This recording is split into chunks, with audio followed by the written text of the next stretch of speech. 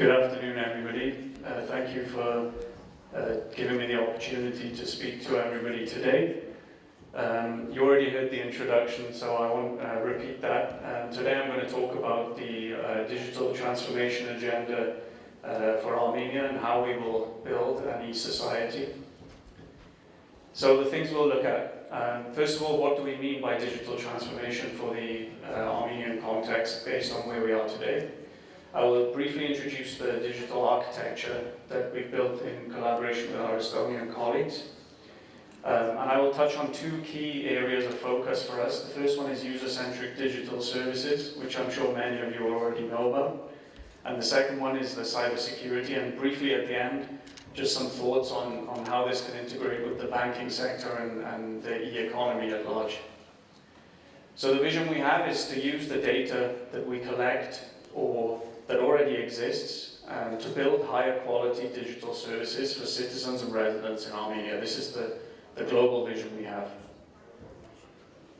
And when we talk about digital transformation, it's a term that everybody is using, debating. We've tried to distill it in the government context or state services context to three key points. So rather than building IT systems, building technical requirement documents in offices and then figuring out why people don't want to use those services afterwards, we're saying that we're going to shift the focus to speaking to the people who will use the services, researching what people need at specific points in their life from the state, and then building those services to meet those expectations. This requires a mindset shift, of course, in how we approach the work, and I will explain a little bit later about how we hope to do that.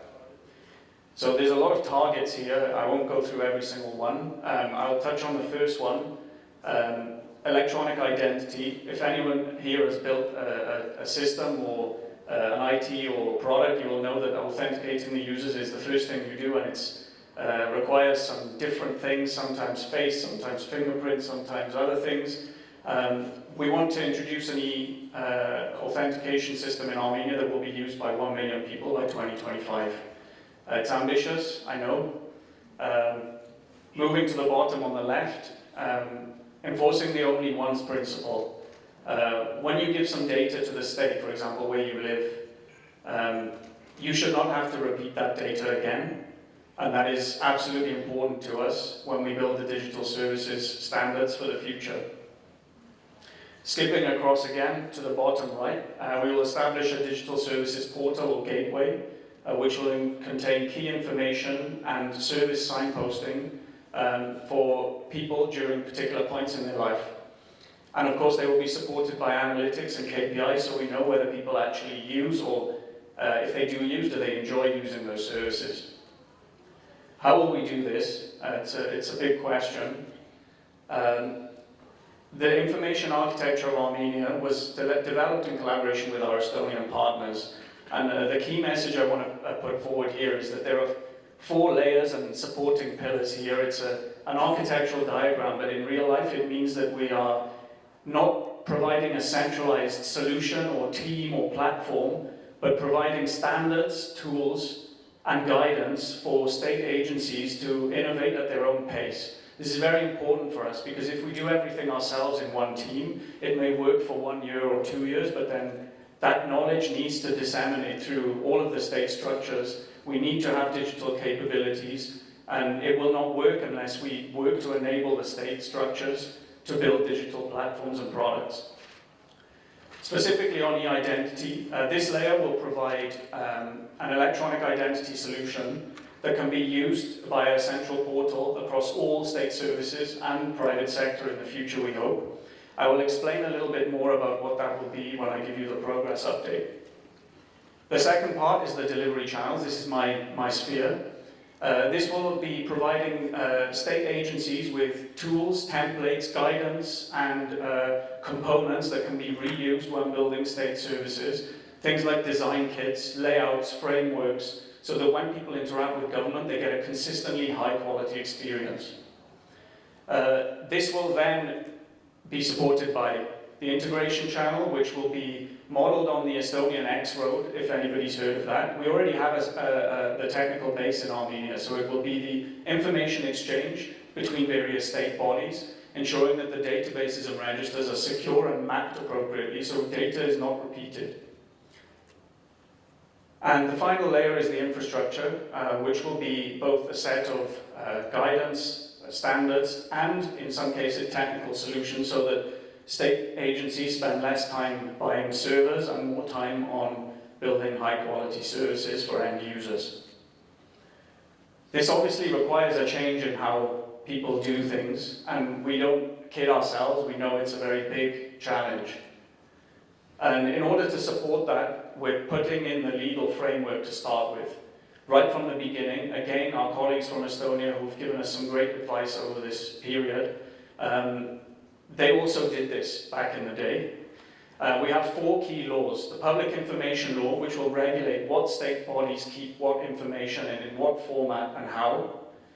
It will also mandate the use of the only once principle. So if you provide something to a state body once, you should expect as a citizen that you won't be providing it again.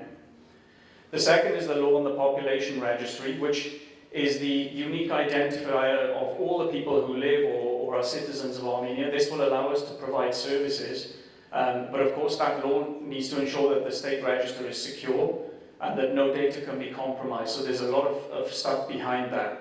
The third is the cybersecurity law, which will establish the norms and frameworks for which bodies will perform which functions in terms of cybersecurity, and then the law on electronic identity. It's fair to say we have a lot of these provisions in other laws, but bringing them together and separating them into clear kind of scoped legal documents will help us to accelerate this change.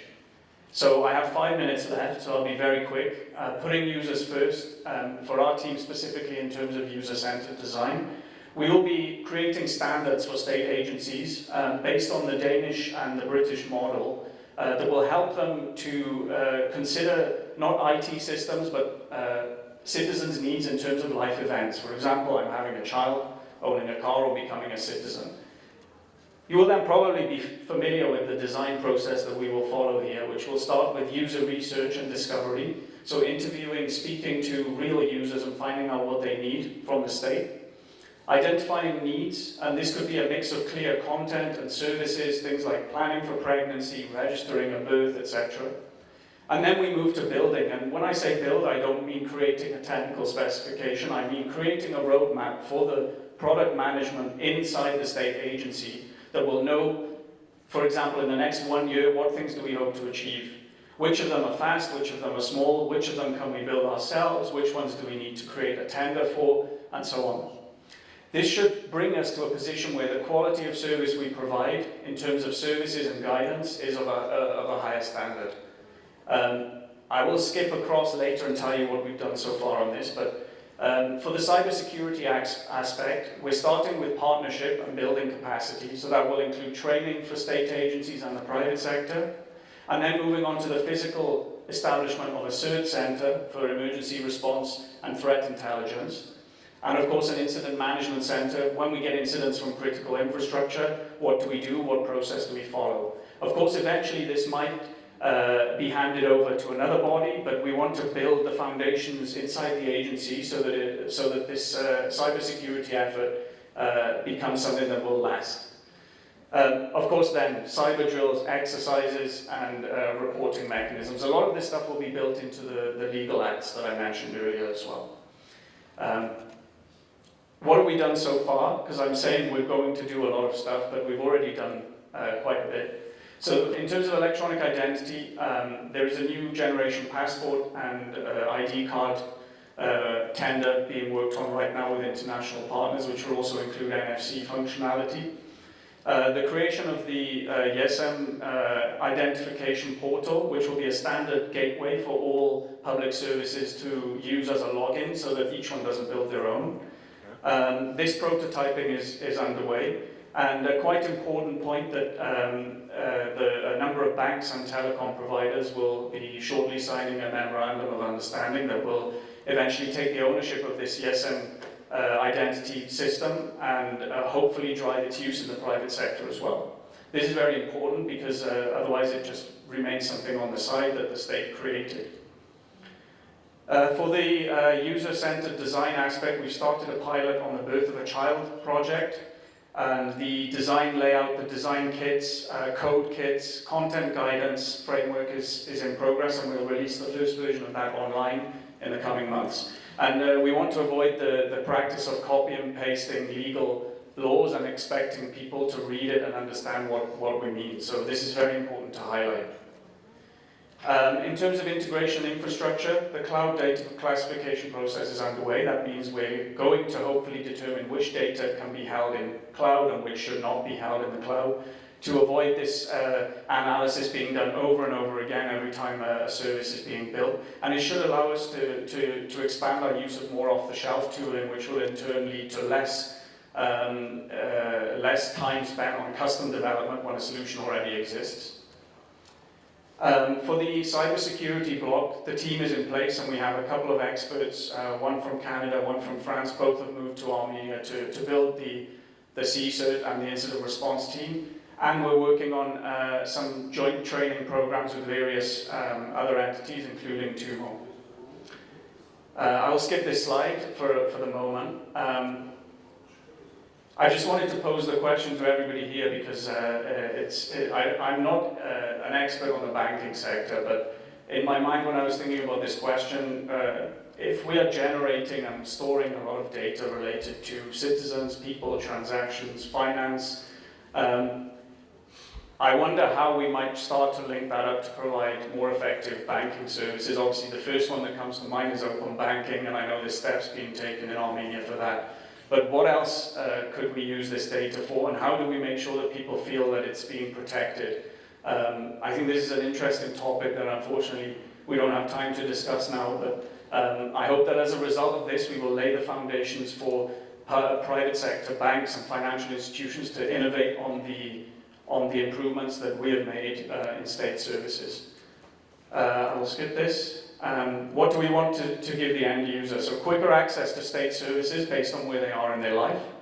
Less time calling family, looking on Facebook groups, asking questions about where to get a driving license, where to renew my passport, etc. No need to provide Xerox copies of passports multiple times. Less time spent interacting with government because people don't particularly want to do that. They want to get on with their lives, right? So we need to be conscious of that always. And confidence that the data we do collect and process is secure, and more time to spend on real things, not applying for various services. That's it. I'm not going to kid myself or anybody here that it's a huge job, and it's been tried before, also we have to acknowledge this. But I think with the team and the tools we have and the advice we're getting from all of our international partners, we have a strong focus on making sure we get things done and releasing things, tools that are tangible and can be used at a fast pace. So I think that is all I had to say for today, and thank you for your time, and I'm happy to speak to anybody afterwards or at other points, and I wish you the best of luck for today's event. Thank you.